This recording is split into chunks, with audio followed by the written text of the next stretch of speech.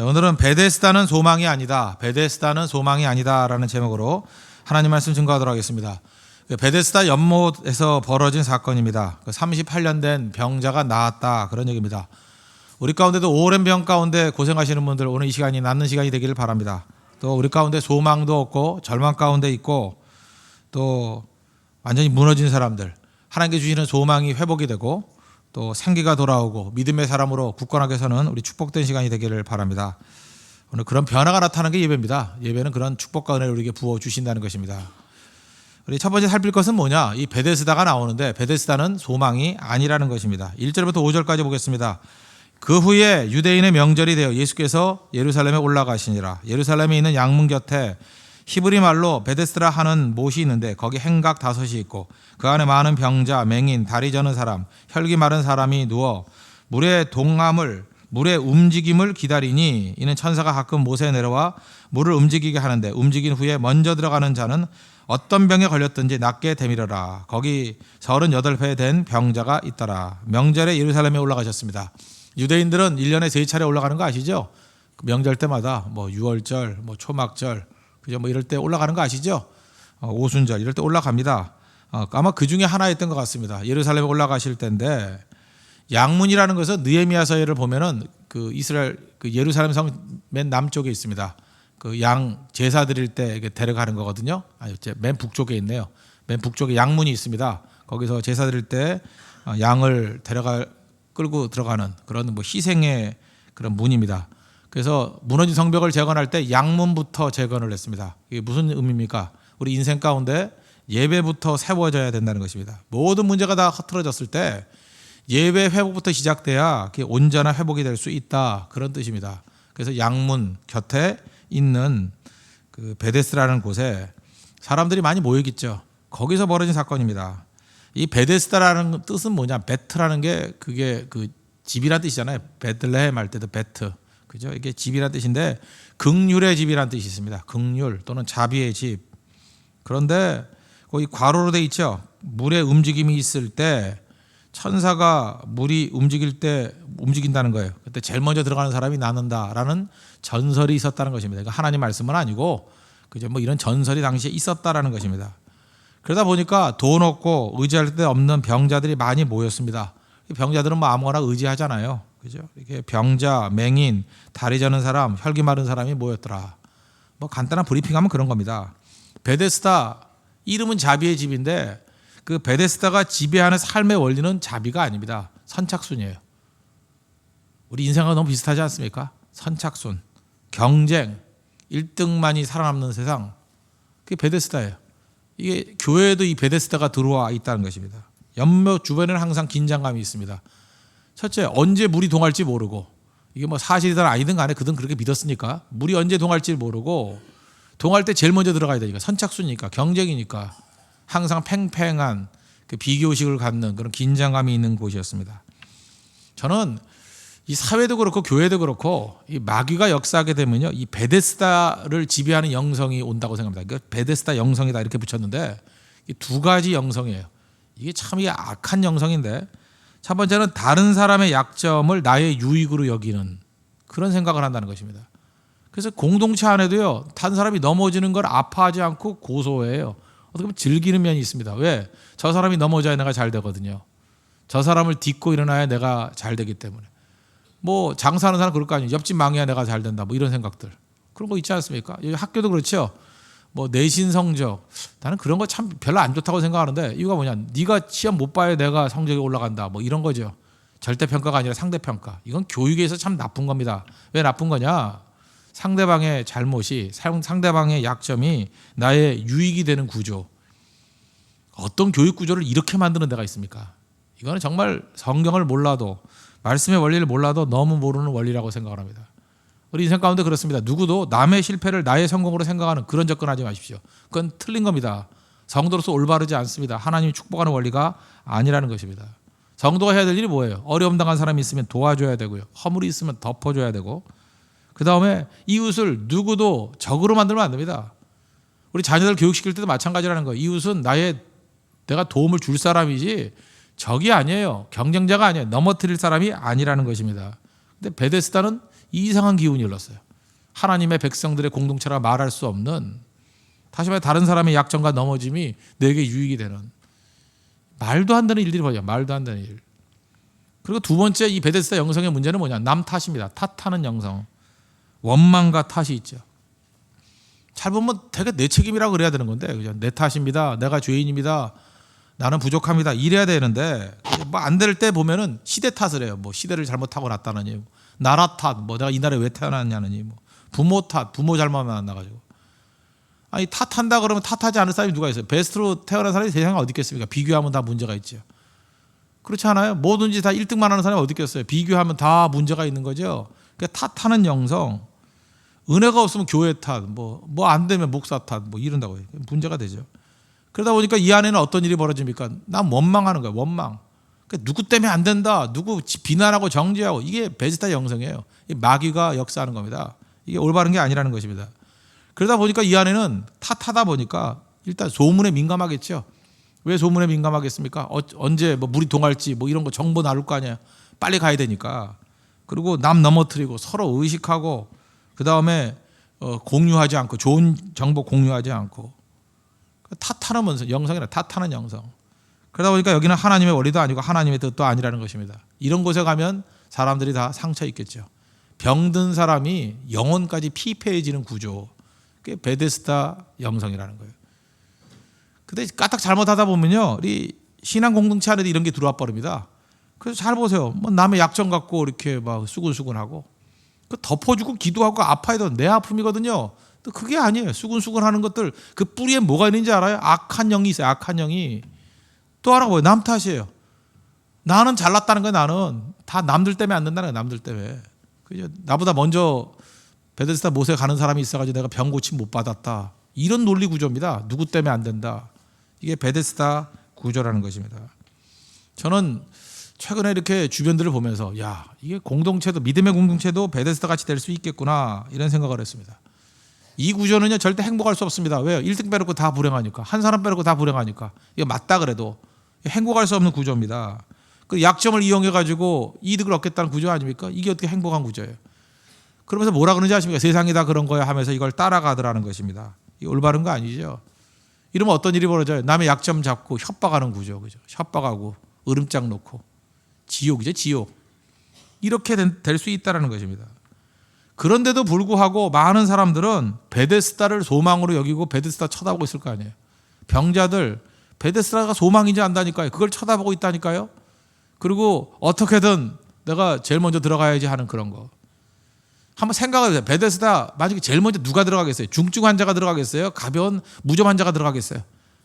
무좀이죠. 물어볼 것도 없죠. 뭐 안 아픈 사람이 빨리 들어가는 거 아니에요? 이게 넌센스 아니에요? 가장 치유가 필요한 사람은 가장 들어갈 수 없는 구조예요. 그러니까 이건 희망도 아니에요. 희망 고문이죠. 희망 고문. 말도 안 되는 구조죠. 이런 구조가 있으면 성도가 들어가서 깨버려야 됩니다. 이건 아니다라고 하나님의 나라를 선포해야죠. 나라가 임하옵시며, 하나님 나라가 임하게 만들려면 이런 구조를 만들면 안 되죠. 교회도 그렇고 공동체도 그렇고 가정도 그렇고 어딜 가나 마찬가지예요. 악한 마귀는 베데스다 구조 만들어버린다는 것입니다. 이거 깨버려야죠. 어떻게 선착순이 소망이 될 수 있겠습니까? 엉뚱한 거 쳐다보죠. 학벌, 배경, 돈 이런 거 쳐다보고 있다고요. 38년 동안 누워있는 사람에게 이게 소망이 될 수 있습니까? 그렇지 않죠. 구조학이잖아요. 구조학이 꼼짝도 못하는 모습, 이래서는 안 되는 거죠. 이때 우리 시선이 바뀌어야 됩니다. 구조가 바뀌어야 된다는 거예요. 사도행전 3장을 보니까 성전 미문에 앉아있는 안진뱅이가 있습니다. 안진뱅이는 이게 뭐 타성에 젖은 거죠. 구걸하기 위해서 돈 좀 있나 그거 쳐다보고 있었어요. 사도행전 3장 6절에 보니까 베드로가 뭐라고 얘기합니까? 은과 금은 내게 없거니와. 야, 돈 쳐다보지 마. 시선을 바꿔버리잖아요. 너 지금 진짜 필요한 거, 네가 지금 바라는 게 돈이지만 돈이 다가 아니야. 예수 그리스도 이름의 능력이 있어. 시선을 바꿔버리잖아요. 이게 필요하다는 것입니다. 돈밖에 모르는 사람에게 돈 말고 더 중요한 가치가 있어. 삶의 근본적인 문제는 네 병의 문제야. 네가 일어서는 문제야. 내 인생의 문제야. 내 구원의 문제야. 우리 진짜 중요한 거 묻지도 않잖아요. 얼마 있으면 다 하나님의 심판대 앞에 설 것인데 구원의 문제에 대해서 그렇게 심각하게 생각 안 하잖아요. 그렇지 않습니까? 가족의 문제가 뭐냐 그러면 믿지 않는 가족들이 있다는 게 심각한 거 아니에요? 다 지옥 갈 거 아니에요? 놔두면. 그건 별로 심각하게 생각하지 아니하고 뭐 취지가 안 되는 게 문제라 그러고, 우리 다 그렇게 생각하지 않습니까? 그렇죠. 뭐 돈 못 버는 게, 사업이 안 되는 게 문제고, 피상적인 문제잖아요. 좀 진지하게 생각 안 하잖아요. 은과 금은 내게 없거냐. 은과 금 쳐다보지 말라는 거예요. 예수 그리스도의 이름의 능력이 주는 본질을 쳐다볼 줄 알아야 된다. 그럼 우리 인생 달라지겠죠. 사는 게 달라지겠죠. 우리 많은 순간에 저는 우리 산업화 시대를 겪었던 사람입니다. 저는 60년대 태어났으니까 뭐 가난한 것도 아니고 부자도 아니고 가난부터 시작해가지고 제가 뭐 인도 이렇게 슬럼가 가봤더니 어렸을 때 보던 풍경이에요. 그것도 슬럼가가 거기서부터 시작해가지고 최고 선진국까지 뭐 한국 뭐 제일 잘 사는데 선진국보다 더 잘 살아요. 그죠? 그 다 봤잖아요. 제 또래쯤 되시는 분들은 알 겁니다. 가난했습니다. 그래서 우리 소원이 맨날 부자였어요. 지금도 기억나네요. 뭐 시어머니 맨날 나오는데 뭐 1인당 국민소득 1,000불, 수출 100억 불. 지금은 한 회사도 100억 불이에요. 그죠? 그게 우리 목표였다고요. 그리고 어렸을 때 내가 볼 때 이게 축복성의 효시라고 생각드는데 이거 우리 어렸을 때 되게 많이 불렀어요. 이게 꿈이었어요. 꿈. 나는 될 터이다. 그거 알아요? 나는 될 터이다. 그럼 거기다 뭐 대통령이 될 터이다. 그러면 이제 맞장구 쳐진 거야. 맞다 내가 대통령이 될 터이다. 이러는 거예요. 그러면서 서로 애들 이거 되게 많이 놀았어요. 그때 저는 항상 그죠. 나는 될 터이다. 뭐 사장님이 될 터이다. 나 맨날 돈 있는 거 있어요. 뭐 은행장이 될 터이다. 뭐 아니면 뭐 그때 너무 길어서 안 했는데 조폐공사 사장이 될 터이다. 뭐 이러고 그 조폐공사 사장은 뭐 찍어내면 다 자기 돈인 줄 알고 참 내가 되게 순진했죠. 그죠? 이렇게 순수한 사춘기를 보냈습니다. 제가 그러고 살았다고요. 나는 될 터이다. 이게 축복성의 효시예요. 그때 제 기억에 우리 친구들 보면 전부 다 돈이었어요. 돈이 한이었거든요. 그때 육성회비라 그래가지고 학교에다가 그 생활 수준에 따라 내는 게 틀렸어요. 좀 잘 사는 애는 600원, 못 사는 애는 450원, 300원, 150원. 그건 거지들 150원. 근데 150원도 못 내는 애들이 있어가지고 선생님 맨날 불러다 세우고 왜 이것도 못 내냐 그러고 뭐 1년 빌리네 2년 빌리네 뭐 이런 애들 많았다고요. 참 가난한 나라에서 가난한 나라. 그걸 못 내가지고 그것 때문에 수모당하고 학교 안 간다 그러고 힘들어하고 그러니 가난이 한이 맺힌 거죠. 한이 맺히니까 우리 애들끼리 모여서 맨날 불렀다고요. 나는 될 터이다. 은행장이 될 터이다. 돈에 맞아 죽고 싶다. 맨날 이런 거. 그러고 살았다고요. 그러던 친구들이요. 지금 다 잘 살아요. 정말 잘 살아요. 강남에 빌딩도 있는 애들이 있고 다 잘 살게 됐어요. 근데 걔네들이 행복하냐? 제가 볼 때 결코 행복하지 않아요. 얼굴에 수심이 가득하고요. 그게 아니거든요. 그렇다고 그러면 얘기하죠. 은과 금은 내게 없고 은과 금은 아니거든요. 베데스다 쳐다본다고 되는 거 아니에요. 그걸로 소망이 없습니다. 예수 그리스도의 이름의 능력. 그 본질을 증거할 줄 알아야죠. 그래서 성경은 마태복음 6장 33절에서 말씀합니다. 그러니 너희는 먼저가 뭐예요? first가 있어야 돼. 먼저 그의 나라와 그의 의를 구하라. 그죠? Seek first His kingdom. 우리가 먼저 seek first. 먼저 구해야 될 게 있다는 거예요. 먼저 구할 것. 그의 나라와 그의 의. Seek first. 먼저를 알아야 돼. 먼저. 이 우선순위가 바뀌어버리면 다 깨져버린다는 것입니다. 베데스다는 간단한 겁니다. 우선순위 뒤집어 놓은 세계예요. 우선순위를 뒤집어 놓은 세계가 베데스다입니다. 그렇게 사는 거 중단해야 됩니다. 그 어리석은 겁니다. 이렇게 살면 안 돼요. 꿈 버리십시오. 꿈. 뭐 1등 될 꿈 그거 뭐 뛰어 들어가서 첫 번째 들어가면 나 낫겠다. 들어가도 행복 없고요. 대개는 못 들어가요. 여러분 지금 열심히 경쟁하고 있잖아요. 그 1등 되기도 어려운 분들은 1등 되지도 않아요. 여러분 해봐야. 근데 1등 돼도요. 그거 아니에요. 답. 베데스다는 소망이 아니다라는 것입니다. 예수님이 오셨습니다. 병자에 오셔가지고 크게 보면 3가지 교정을 해주셨어요. 첫째, 눈길을 돌리셨습니다. 눈길을. 그리고 2번째, 소망을 주시고 3번째, 다스림의 능력을 줬어요. 오늘 우리가 이 능력을 회복하는 은총의 시간 되기를 바랍니다. 첫 번째는 눈길을 돌리게 하셨습니다. 6절, 7절, 8절 한번 쭉 보십시오. 예수께서 그 누운 것을 보시고 병이 벌써 오래된 줄 아시고 이르시되 내가 낫고자 하느냐? 병자가 대답하되 주여 물이 움직일 때 나를 못에 넣어주는 사람이 없어 내가 가는 동안에 다른 사람이 먼저 내려가나이다. 예수께서 이르시되 일어나 네 자리를 들고 걸어가라 하시니. 베데스다 병자들만 오는 곳입니다. 여기 뭐 누가 오겠어요? 그러니까 무슨 얘기예요? 답이 없는 사람들이 오는 곳이에요. 우리도 인생에 답을 못 찾아가지고 답이 없죠. 뭐 무력감이죠. 무기력해요. 답이 없어요. 그래서 온 사람이에요. 그중에 예수님께서 많은 병자가 있는데 왜 하필이면 이 38년 된 병자에게 갔을까? 전 이게 은혜라고 생각합니다. 은혜는 이유가 없어요. 저도 곰곰이 생각해봐요. 왜 하나님이 왜 나를 택하셨을까? 뭐 남들보다 나은 게 있나? 없어요. 그러니까 은혜죠. 그러니까 은혜 받은 사람은 감격하는 거죠. 그러니까 하나님께서 나를 찾아오신 게 은혜예요. 나를 붙들어 주신 게 은혜예요. 여러분 꼭 착해야만 하나님께서 그 구원과 은혜 주시는 게 아니더라고요. 나 같으면 구원 안 할 사람도 많아요. 내가 하나님이었으면 여러분 다 버렸어요. 다. 그죠? 그런데 하나님은 잘 모르겠어요. 그건 하나님의 주권인 것 같아요. 누구에게 은혜를 주시는지 모르겠어요. 여러분 사랑하는 것도 그렇지 않아요? 어떤 멋지게 생긴 남자가 우린 이렇게 생각하잖아요. 저렇게 멋지게 생긴 남자면 저 정도쯤 되는 여자를 사랑해야 돼라고 생각을 하잖아요. 근데 우리가 발을 동동 구를 때가 있죠. 너무 아까워서. 저 괜찮은 남자가 저런 이상한 여자를 왜 좋아할까? 왜 저런 이상한 여자를 사랑해 줄까? 괜히 우리가 안타깝고 그럴 때가 있지 않아요? 그걸 굳이 말한다 그러면 뭐라 그래요? 은혜죠, 은혜. 이거 몰라요, 그거. 세상 만사는 은혜로 되는 거지. 이게 이론으로 설명되는 게 없다고요. 왜 좋아해요?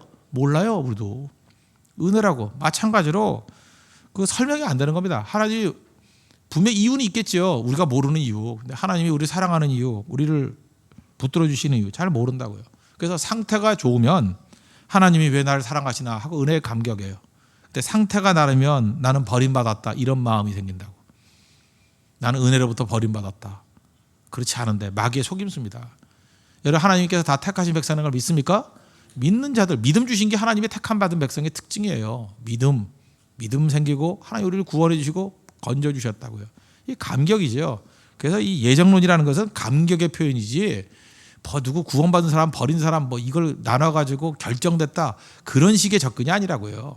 돌이켜 보니까 이게 하나님이 은혜였다. 우리 다 그러잖아요. 뭐 예를 들어서 한 남자와 여자가 사랑까지 결혼까지 됐습니다. 그래서 돌이키면서 그러잖아요. 하나님께서 우리를 만나도록 이렇게 택해 주셨다. 그거에 대해서 부인하는 사람이 누가 있어요? 그죠? 돌이켜 보니까 하나님의 은혜 가운데 우리 가정을 이렇게 해주셨다. 그래 감사하는 거. 근데 실질적인 내용을 보면은 다 자기들이 결정한 거 아니에요. 그렇게 느끼잖아요. 여러 가지 어려움도 있었고. 그러니까 이건 뭐예요? 은혜라는 표현은 끝나고 난 다음에 돌이켜 봤을 때 내가 모르는 하나님의 손길이 나를 이끌어 주셨다라는 고백의 고백. 그죠? 고백적인 얘기입니다. 감사의 고백이에요. 감사의 고백. 그게 은혜라고요. 분명히 38년 된 병자는 은혜 받은 거 확실하죠? 하나님의 은혜가 임했습니다. 여러분의 삶 가운데 이런 하나님의 은혜가 임하기를 바랍니다. 그래서 예수님께서 그 병자에게 오셨습니다. 오셔가지고 6절 보세요. 예수께서 그 누운 것을 보시고 병이 벌써 오래된 줄 아시고 우리를 주목하시고 예수님은 우리를 아신다는 거예요. 고난 당해 보셨습니까? 고난 당할 때의 특징이 뭐냐 하면은 하나님이 나를 외면했다 이런 생각이 들고요. 하나님이 내 사정을 모른다고 생각할 때가 많아요. 저도 고난의 깊은 수렁에 있을 때 그 생각이 들더라고요. 하나님이 나를 버렸구나. 하나님이 내 고난과 난관을 모르는구나. 근데 그 기도하는 가운데 어느 순간인가 하나님께서 제 마음에 오셔가지고 딱 한마디 하셨다니까요. I know. 내가 안다. 근데 눈물이 쏟아지더라고요. 위로가 되더라고요. 하나님이 아신대요. 진짜 알고 계시거든요. 이사야 40장 27절 기억나시죠? 뭐 피곤한 자에게 힘을 주시고 뭐 쭉 나오잖아요. 독수리의 날개 치며 올라간다고. 27절의 내용이 뭐냐면 야곱아 어찌하여 내가 말하며 이스라엘아 내가 이르기를 내 길은 여호와께 숨겨졌으며 내 송사는 내 하나님에게서 벗어난다 하느냐. 옛날에 내 사정은 여호와께서 모른다 이렇게 변호되어 있어요. 하나님이 모른다고 생각한다는 거예요. 모르지 않습니다. 왜 몰라요? 하나님이 다 알고 계시죠. 왜 몰라요? 다 알고 계시죠. 그 26절 보니까 너희는 눈을 들어 누가 이 모든 것을 창조하였나 보라. 하나님이 다 창조하신 분인데 그걸 왜 몰라요? 주께서는 수요대로 만상을 이끌어내시고 그들의 모든 이름을 부르시나니. 이름을 하나씩 부를 정도 다 알고 계셔요. 그의 권세가 크고 그의 능력이 강함으로 하나도 빠짐이 없느니라. 수요대로 이끌어내시고 모든 이런 걸 부르시고 다 하신다는 거예요. 우리의 모든 걸 다 하신다는 거예요. 마태복음 10장 30절을 보니까 그 29절에 참새 2마리가 한 아사르에 팔리는 것 하나님께서 허락하지 않으면 그렇게 안 된대요. 그리고 너희에게는 머리털까지 다 세신 바 되었느니라. 제 머리털 세는 건 좀 쉽겠죠. 그래 여러분들 머리숱 많은 사람은 힘들 거 아니에요, 그죠? 근데 그 머리털까지도 다 세셨대요. 다 알고 계셔요, 하나님이. 머리카락이 몇 개인지 아시는 분이 그 나머지 내용 모르겠느냐? 무슨 접근인지 아시겠죠? 다 아신다는 거예요. 결국 하나님이 우리를 주목하지 않는 게 아니라 우리가 하나님을 주목하지 않는 겁니다. 우리가 하나님을 바라보지 않아요. 어린아이들 그렇죠? 정신없게 놀다가 엄마 아빠 어딘지도 모르고 어느 순간에 자기가 어디 있는지도 몰라요. 그러다가 돌이켜보다가 울어버리죠. 엄마 하고. 우리 인생이 그래요. 세상에 팔려가지고 하나님 안 쳐다봐요. 자기 할 일 바쁘다고. 여러분 하나님 뭐 주목해 보셨습니까? 하나님 얼마나 생각했습니까? 자기 인생 살기 바빴죠? 살다 안 되니까 이제는 뭐 지치고 낙심하니까 이제 돌아온 거죠? 그것도 아주 돌아온 것도 아니고 뭐 하나 보려고 한번 와봤죠? 그런 사람 많지 않습니까? 우리 인생이 그래요. 저도요, 제가 하나님께 영광 돌리는 게 뭘까 생각하니까 24시간 중에 상당 시간을 하나님 묵상하는 거예요. 그냥 항상 이게 버릇이 돼야 될 것 같아요. 하나님 어찌합니까? 하나님 감사합니다. 하나님 도와주세요. 그게 신앙이에요. 제가 집에 들어갔을 때 이제 물론 애들도 바쁘겠죠. 제가 이제 아이가 둘이 있지 않습니까? 자녀가 둘이 있는데 제가 제일 기쁠 때가 언제냐? 제가 딱 들어갔을 때 아버지 오셨어요 하고 이렇게 반갑게 뛰어 나올 때, 뭐 거의 없지만 그럴 때 정말 기쁘죠. 정말 슬플 때 나를 슬프게 하는 것들 방문 열지도 않고 나와보지도 않아요. 슬프다 못해 괘씸하다 못해 어떤 데 화도 나는지 화도 안 나요. 이걸 이제 자포자기라 그럽니다. 이제 화도 안 나고.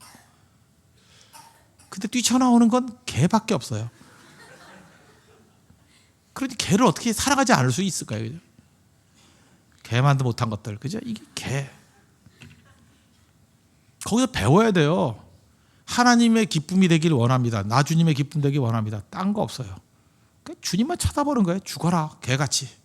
주님만 쳐다보고 주님이 화사하게 웃으면 나도 기뻐하고 하나님이 시무룩하면 나도 시무룩하고. 개가 그래요. 항상 시선이 주인에게 가 있잖아요.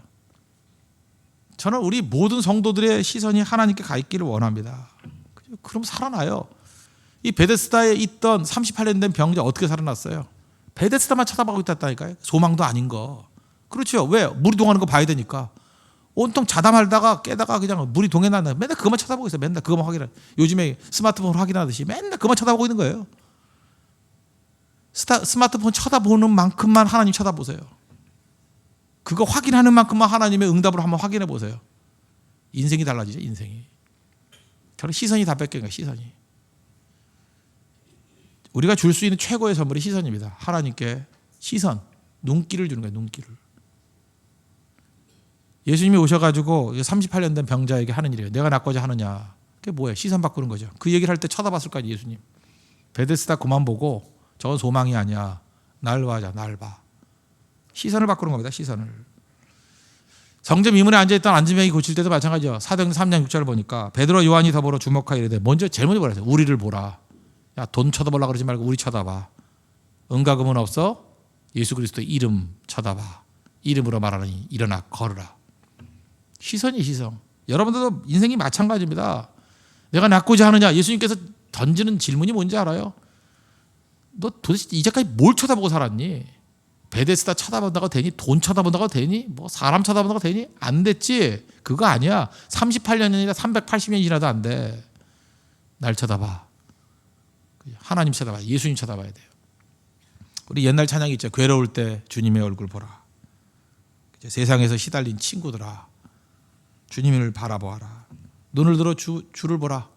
내 모든 염려 주께 맡겨라. 슬플 때에 주님의 얼굴 보라. 주님께서 우리에게 안식 주신다고. 그 고백이 우리 있어야 된다는 거예요. 주님 쳐다봐야 됩니다. 그래서 여러분들 지금도 이래요. 이 베데스다가 우리에게 주는 메시지는 뭐냐? 소망 같지도 않은 소망 쳐다보지 마십시오. 세상이 주는 돈 그거 소망 아닙니다. 주님 보십시오. 주님. 시선 바꿔요. 내가 낫고자 하느냐? 예, 주님 쳐다봅니다. 그때부터 우리의 삶에 변화가 나타나기 시작한다는 것입니다. 우리 주님만 철저히 바라보는 믿음의 종 되기를 바랍니다.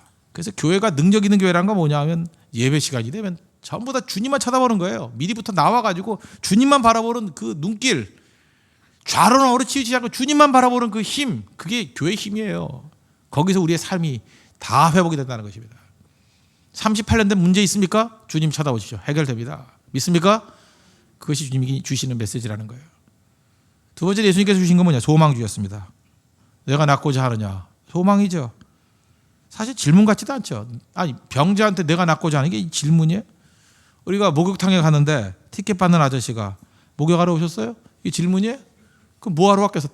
때밀러 왔겠어요? 그렇잖아요. 목욕탕에 가서 목욕하러 왔어요? 그거 똑같은 거죠. 식당에 갔더니 식사하러 왔어요? 그거 질문이에요? 그 식당에 밥 먹으러 왔지 그 뭐하러 왔겠어요? 그게 아니라 그러면, 만약 예수님이 아니라 그러면 병자에게 내가 낫고자 하느냐, 이건 냉소고 조롱이 될 수 있죠. 그렇죠. 질문 같지도 않은 것이 될 수 있고 또 냉소나 조롱이 될 수 있어요. 예를 들어서 미스코리아 대회에 어떤 여자분이 나간다고 합시다. 그런데 누가 이렇게 물었어요. 미스코리아 데리고 오셨어요? 그러면 좀 이렇게 얼굴이 힘들게 생기신 분이면 그 미스코리아 데리고 오셨어요? 무슨 얘기인지 아시죠? 이거 조롱이에요, 조롱. 아니, 그 얼굴을 어떻게 무슨 용기로 오셨어요? 이런 얘기죠. 똑같은 얘기라고요. 예수님이 아니라 그러면 이 질문, 이게 좋은 질문 아니에요. 말도 안 되는 질문이거나 냉소나 조롱이에요. 그런데 예수님께서 내가 낫고자 하느냐? 하나님의 아들이잖아요. 병자를 고치셨던 분 아니에요. 내가 낫고자 하느냐? 이거 소망이죠. 다른 많은 병자도 고쳤던 예수님이 나에게 묻더라는 거예요. 내가 낫고자 하느냐? 그건 소망이죠, 소망. 예수님이 우리에게 질문한 건 소망을 불러일으키는 것입니다. 여러분, 소망의 싹이 꺾이는데 얼마나 걸린다고 생각하십니까? 여러분, 어떤 걸 소망해 보셨습니까? 질기게 소망했던 게 얼마나 가든가요? 일반 사람들 보면 한 5년 가더라고. 5년. 짝사랑도 5년 하니까 끝나더라고. 5년 하니까 그 다음에 분노로 바뀌고 나중에 미움으로 바뀌고 나중에 원수 돼버려. 그런 사람 많이 봤어요.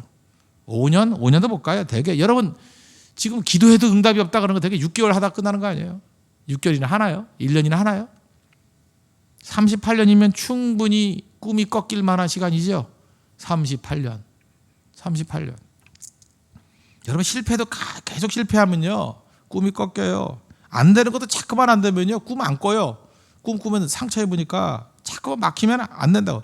여러분, 관성이 생기잖아요. 관성이. 모멘텀이라는 거. 습관이라는 게 뭔지 아십니까? 습관은 이성보다 강해요. 감성보다 강해요. 습관은 뭔데? 반복이에요. 반복하면 습관이 되는 거거든요. 병이 안 나요. 안 나는 게 38년 동안 반복이 되면 그게 습관이 돼버려요. 병자로서의 멘탈리티를 갖는 거라고. 그냥 그 사람이 병자예요. 병자. 그래서요, 여러분들 속을 바꾸려고 그러면요 행동을 바꿔야 돼요. 말끝마다 불평하는 사람이 있죠. 물어보나 마나요. 그 사람 불평할 거예요. 이번에 네팔 선교 가지 않습니까? 내가 네팔 선교 가도 내가 예측을 해요. 거기서 어려움 생기면 불평할 사람 내가 리스트 5명 고르라는데 고를 수 있어. 왜 그런지 알아요? 그 사람은 불평이 습관인 사람이 있어요.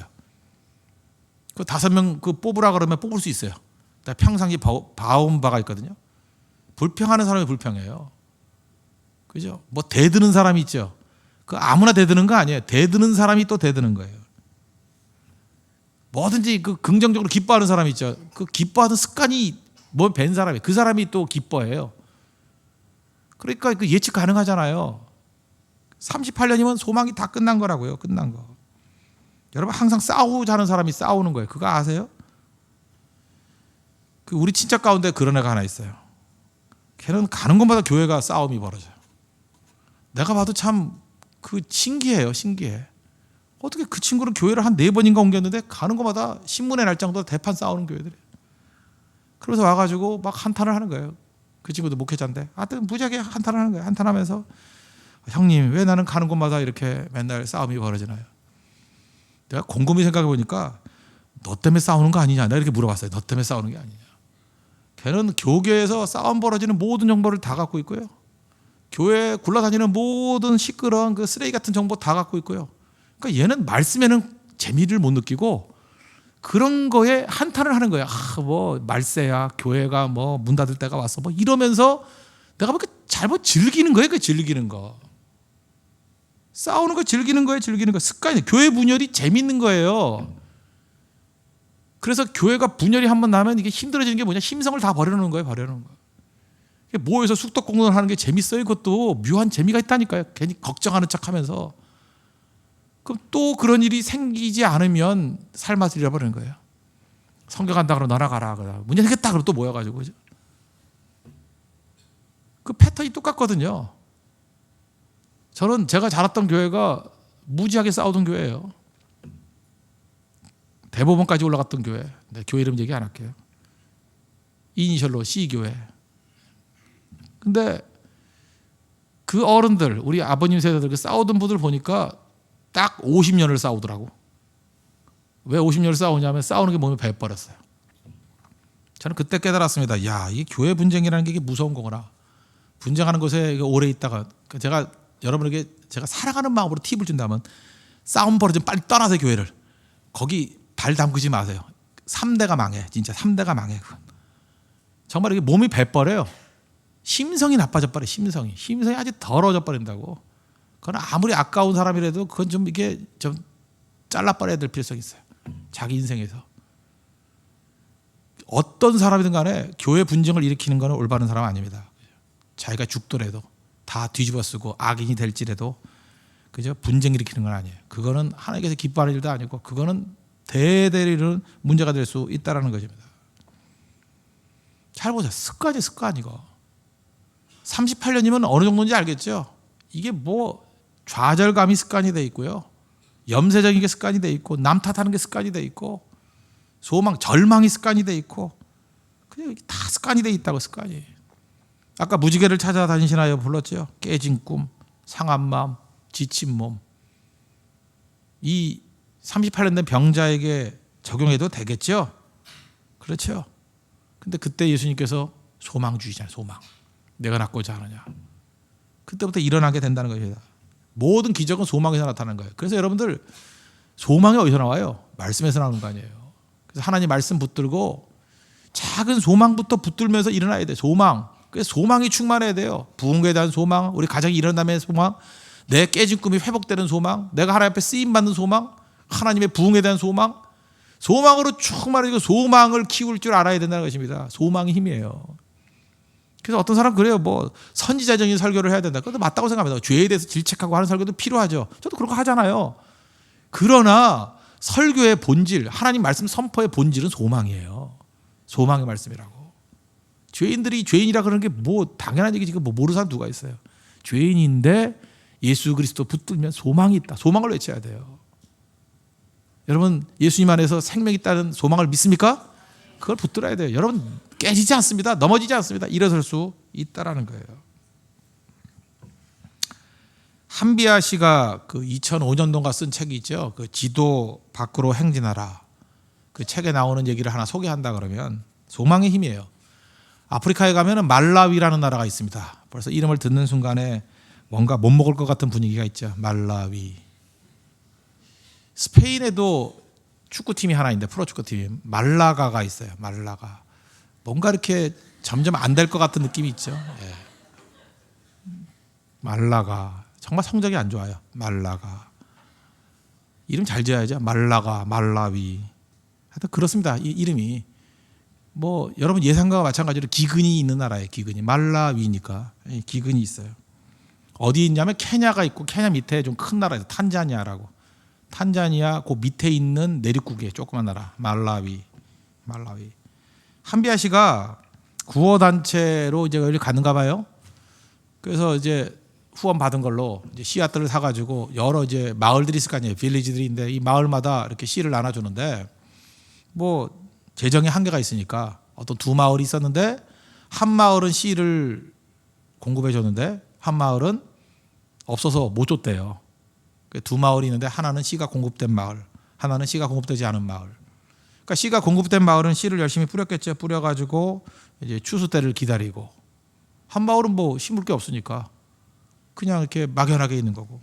근데 그 해에 비가 거의 오지 않아가지고 씨를 뿌린 마을이나 씨를 뿌리지 않는 마을이나 상태가 똑같았대요. 거둘 게 없었다는 거예요. 그러니까 똑같은 거죠. 씨를 뿌린 마을이나 안 뿌린 마을이나 어차피 농사가 안 돼가지고 하나도 소출이 없었답니다. 근데 결과는 정반대로 나타났다는 거예요. 씨앗을 뿌린 마을은 한 명도 굶어 죽은 사람이 없대요. 뭘 먹고 살았는지 모르지만 희망을 먹고 살았겠죠. 근데 씨앗을 뿌리지 않는 마을은 굶어 죽은 사람이 속출했대요. 그래서 한비아 씨가 뭐라고 얘기하느냐. 이게 희망의 힘이다. 소망의 힘이다. 실제로 얻은 건 없어요. 근데 씨를 뿌리고 소출이 있을 거라는 희망, 거둘 거라는 희망. 그러니까 어떻게든 버텨가지고 사람들이 굶어 죽지 않더라는 거예요. 그죠? 뭘 어떻게든 뭐 버텨가지고. 근데 어차피 가을이 되더라도 우린 거둘 게 없다. 어차피 우린 죽을 거야. 낙심하고 좌절하고 희망 다 버린 마을은 막 죽더라는 거예요. 희망이 얼마나 중요한지 아시겠죠? 마귀는 우리에게 희망을 다 빼앗아 가버립니다. 똑같은 조건에서도 죽어요. 하나님께서 우리에게 말씀을 통해서 희망 주십니다. 그래서 살아난다는 거예요. 하나님께서 우리에게 소망 주시면 일어날 것을 믿습니까? 소망 가운데 일어설 수 있는 하나님의 거룩한 백성 되기를 바랍니다. 에스겔서 37장에 보니까 절망의 상황이 나타나죠. 뼈가 있는데 마른 뼈입니다. 죽은 지 오래됐다는 거 아니에요? 오래됐다. 그때 하나님께서 묻죠. 인자야, 이 뼈들이 능히 살겠느냐? 그때 에스겔이 뭐라고 얘기하죠? 주께서 아시나이다. 주께서 아시나이다. 이게 무슨 뜻이에요? You alone know the answer to that. You alone know the answer. 대답을 하신다는 거예요, 주님. 주님이 대답을 하십니다.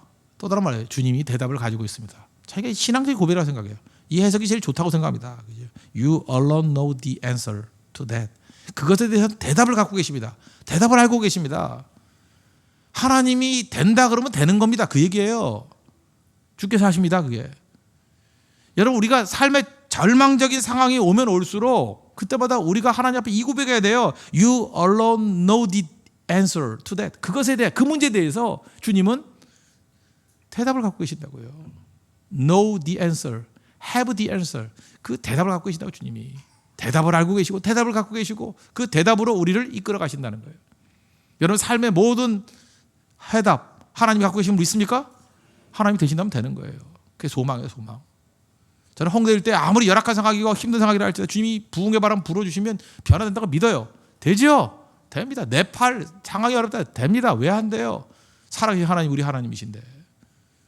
38년 된 병자도 내가 낫고자 하느냐고 일으키시는 분인데 못할 게 없죠. 소망 주시는 분이라는 거예요. 그리고 세 번째로 주님께서 하셨던 일이 뭐냐면 다스림이란 건 뭐냐? 그 고난과 난관을 딛고서도 일을 해내는 능력, 그걸 다스림이에요. 8절 9절 보시죠. 예수께서 이르시되 일어나 내 자리를 들고 걸어가라 하시니 그 사람이 곧 나와서 자리를 들고 걸어가니라. 여기 보면 그냥 병 나고 가라 그러는데 자리를 들고, 옛날에 침상이라고 했죠. 자리, 이 거적대기 같은 거 있잖아요. 그 가마니 같은 거. 그걸 들고 가래요. 왜 그렇습니까? 이전까지는 이 사람은 이 거적대기에 종속된 인간이었어요. 거적대기 깔아놓은 곳에 누워 있어야 되고 그걸 벗어나지 못했죠. 그러니까 거적대기에 그 자리에 묶인 인생이었어요. 그 깔아놓은 자리에. 이제는 어떻게 돼요? 다스리는 거죠. 건강하게 되어가지고 그 거적대기를 들고 움직일 수 있는 존재가 됐다는 거죠. 누가복음 5장 또 마가복음 2장에 보면은 그 중병 앓은 사람이 있지 않습니까? 4명의 친구가 와가지고 지붕 뚫어가지고 달아내린 사람. 예수님께서 뭐라 그래요? 내 침상을 가지고 가라 그랬죠. 무슨 얘기예요? 침상에 누워가지고 침상에 종속된 인생이었는데 이제 건강함을 얻고 난 다음에 할 일이 뭐예요? 다스리라는 거예요. 침상 들고 네가 가고 싶은데 가라는 거예요. 네가 주도하라는 거예요. 주도하라는 거. 우리 많은 사람들이요, 침상에 누워있는 인생 많습니다. 그죠? 이렇게 거적대기에 종속된 인생이 많다고요. 예수님이 마지막 하신 게 뭐예요? 주도적이 되라는 거예요. 다스리라. 땅을 다스리라. 그죠? 컨트롤 해라. 다스리라는 거예요. 다스리라. 다스리라는 게 뭡니까? 난관과 어려움이 있다 할지라도 해내는 거예요. 해내는 거. 어려움이 있다고 못할 게 없잖아요. 사도 바울 보세요. 육체에 가시가 있었습니다. 그럼 가시가 있으면은 우리는 보통 가시만 생각하잖아요. 이 가시 언제 낫게 해줄 거예요? 주님 들어주세요. 3번이나 기도했대잖아요. 안 들어주시면 안 돼요. 땡깡 부리고. 나 가시 때문에 일 못해요. 그랬어요? 아니죠. 가시는 여전히 남아있지만 내 은혜가 내게 족하다. 너 가시 갖고도 일 다 해. 내가 능력 주니까. 약할 때 강함 대신해잖아요. 우리 인생도 마찬가지라는 것입니다. 여러분의 삶의 많은 부분들, 우리는 잠깐 삶의 변화를 놓고 기도하는데 그 몇 번만 하세요. 하나님께서 삶의 변화, 그 하나님 원하시면 주시죠. 근데 몇 번 기도해도 변화가 안 되면은 이렇게 해석하는 게 제일 옳아요. 변화시키지 않고 그냥 일하게 만드시는구나. 이해가 되세요? 변화 안 돼도 하나님은 충분히 일하고도 남아요. 주님께서 그걸 원하신다고. 고쳐서 일하는 게 아니라 그냥 약한 대로 쓰신다고. 약한 대로. 약해도 다 하죠 뭐. 저도 약점도 되게 많고 뭐 부족함도 많은데 하나님 이거 다 고쳐주세요. 그때 고쳐주지도 않더라고. 뭐 어떤 건 그냥 놔두더라고요. 근데 할 거 다 하잖아요. 뭐 못할 거 있어요? 그렇지 않아요? 저 시력이 너무 나빠가지고 뭐 일 못할 줄 알았어요. 근데 눈 좋은 사람은 책을 안 읽게 만들고 나같이 눈 나쁜 사람은 맨날 책 보게 만들고. 근데 눈은 나쁘게 뭐 좋아도 안 져요. 그러면서도 책은 계속 볼 수 있게 만들어 주잖아요. 그 정도로만 아슬아슬하게 책만 볼 수 있을 정도로. 제가 라식 수술 이런 거 안 하는 이유가 뭔지 알아요? 그거 했던 목사님이 책을 하루에 2시간밖에 못 본대. 그럼 하면 안 되죠. 까짓 거 멀리 안 보이면 어때? 가까이라도 12시간씩 볼 수 있는 눈이 낫지. 그렇죠. 하나님께서 그렇게 사용하시는 거예요. 여러분, 아픔에 대한 얘기 하나 해드릴까요? 그 새들백 교회 리거렌 목사님이 계시죠.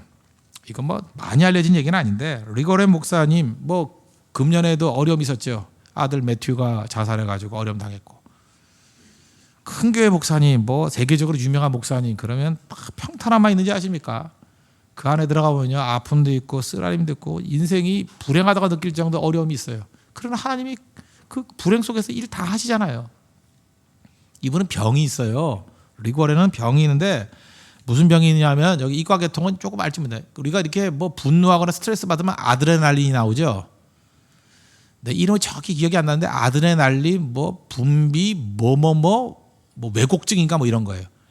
미국이 2억 5천이 사는 나라인데 미국에서도 환자가 16명밖에 없어요. 희귀병이에요. 그러니까 웬만한 의사는 이게 무슨 병인지도 모르는 병이에요. 그러니까 스트레스를 받으면 아드레날린이 나오잖아요. 아드레날린이 나오는데 이렇게 스트레스 받으면, 우리는 아드레날린이 나오면 약간 긴장이 돼서 약간 좋을 수도 있고 너무 심하면 스트레스 받고 그렇지만, 웬만큼 우리에게 긴장감을 주고 나쁜 게 아니에요. 그죠? 아드레날린이 무조건 나쁜 게 아니라고. 엔돌핀만 좋은 게 아니에요. 아드레날린도 괜찮은 거예요, 인생에서. 그래, 긴장도 하죠. 그런데 이분은 아드레날린이 나오면은 눈이 희미해져요. 시력을 거의 잃어버리는 병이에요. 잘 안 보이고.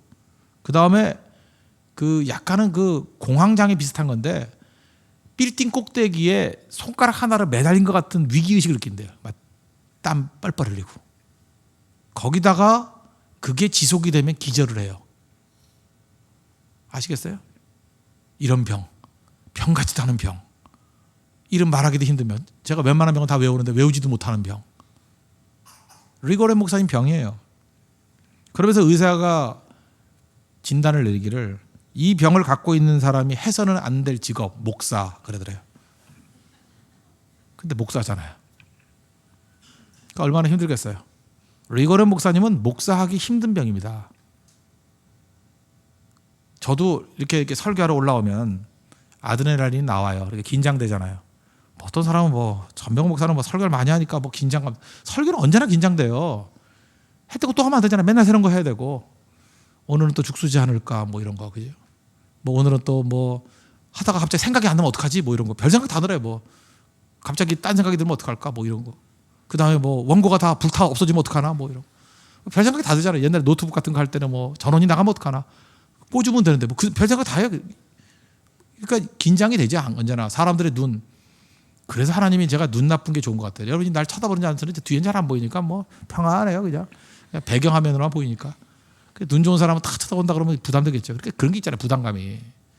그러니까 리거렌도 부담감이 있을 거라고요. 항상 설교할 때 어렵잖아요. 그런데 하나님이 참 기도를 했을 때 이 병 고쳐달라고 이분도 여러 번 기도했대요. 안 고쳐주셔요. 아니, 리거렌쯤 되면 고쳐주시면 어떨까, 하나님이. 안 고쳐주세요. 그 참 이상해요. 하나님 앞에 크게 쓰임받는 사람은 다 뭔가 이렇게 핸디캡이 있어. 안 고쳐주세요. 남들 병은 다 고쳐주면서 자기 병은 또 안 고쳐줘요.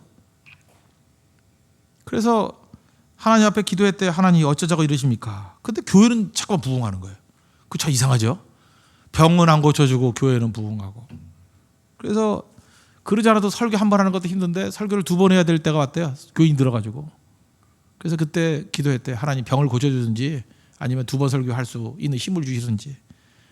항상 하나님은 2번을 골라주시잖아요. 그죠? 안 고쳐주셔요. 그리고 설교 2번 할 수 있는 능력을 주시대요. 그래서 2번까지 할 수 있을 때 또 교인이 더 부흥했대요.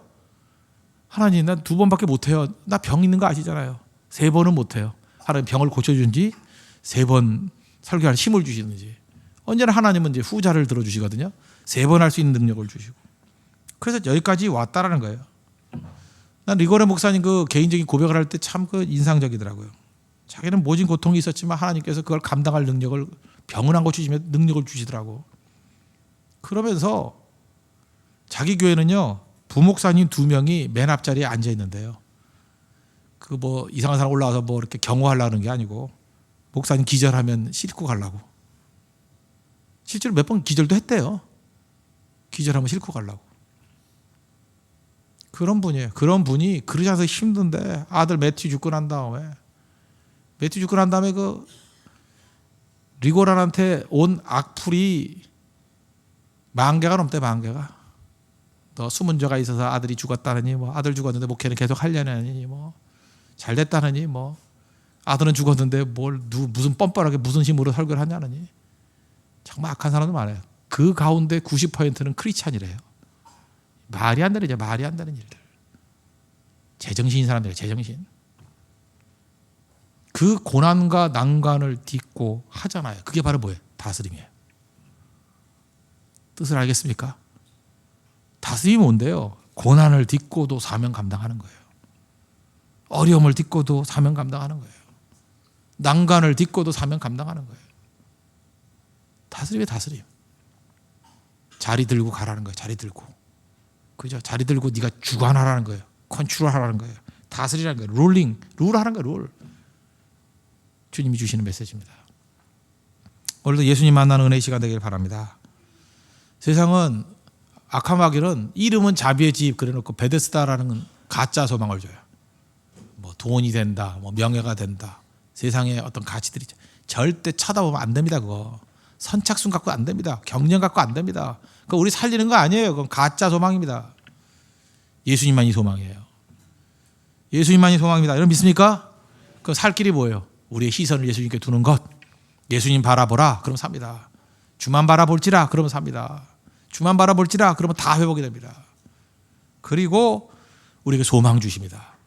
모든 회복과 부흥은 소망부터 시작되는 거예요. 내가 낳고자 하느냐? 소망 가져야 돼요. 소망. 희망의 힘 아시죠? 씨만 뿌려도 똑같이 거두지 못해도 희망 있는 자들은 안 죽어요. 소망의 하나님을 붙드십시오. 세상의 소망을 증거하십시오. 살아날 수 있습니다. 마른 뼈도 살아날 수 있습니다. 이거 소망을 믿으라고요. 여러분 가정도 회복될 수 있습니다. 교회도 부흥될 수 있습니다. 우리 모든 게 다 살아날 수 있습니다. 예수님은 소망 주신다고요. 그리고 다스리라는 거예요. 난관과 어려움과 고난과 가시가 있더라도 딛고 해낼 수 있다. 왜? 내가 너와 함께하기 때문에. 요셉 보십시오. 온갖 난관과 어려움 그대로 있지만 하나님이 함께하니까 어떤 자라고요? 형통한 자래요. 형통한 자. 그게 다스림이에요. 다스림. 노예지만 주인을 다스리듯이 어떤 위치에 있든지 세상을 다스릴 수 있는 믿음의 신실한 영혼이 되기를 축원합니다. 기도하겠습니다. 이 시간에 다 같이 하나님 앞에 간구하도록 하겠습니다. 하나님 능력과 은혜 가운데 도와주시고 베데스다는 가짜 소망 바라보는 것이 아니라 예수님 바라보고 소망 갖고 고난과 난관 속에서도 다스리는 능력을 허락해달라고 다 같이 하나님 앞에 간구하도록 하겠습니다.